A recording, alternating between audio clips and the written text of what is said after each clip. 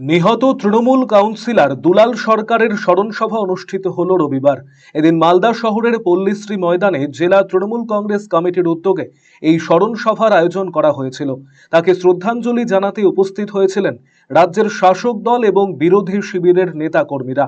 এক মঞ্চেই উপস্থিত হন তৃণমূল রাজ্য সহ সভাপতি জয়প্রকাশ মজুমদার, রাজ্যের মন্ত্রী তাজমুল হোসেন থেকে শুরু করে জেলা কংগ্রেসের কার্যকরী সভাপতি কালী সদন রায় এবং বিজেপির দক্ষিণ মালদার সভাপতি পার্থ সারথী ঘোষ। কয়েক মিনিটের জন্য রাজনৈতিক দ্বন্দ্ব ভুলে গিয়ে নিহত তৃণমূল কাউন্সিলরের প্রতি শ্রদ্ধা জানাতে দেখা যায় শাসক এবং বিরোধী শিবিরের নেতা মন্ত্রীদের। উল্লেখ্য, 2রা জানুয়ারি সকালে নিজের ওয়ার্ডেই নৃশংসভাবে খুন হন তৃণমূল কাউন্সিলর দুলাল সরকার।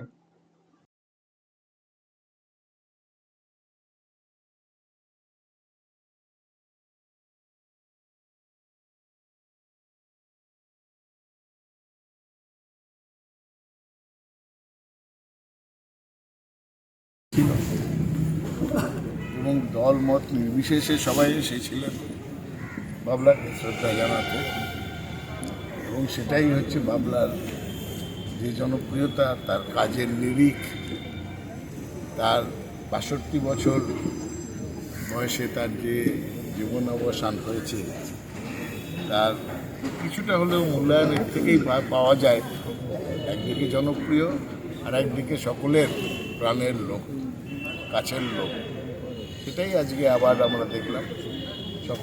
সকলেই খুবই দুঃখমথিত হৃদয় নিয়ে এই অনুষ্ঠান অংশগ্রহণ করেছে, বাবলার কথা স্মরণ করে।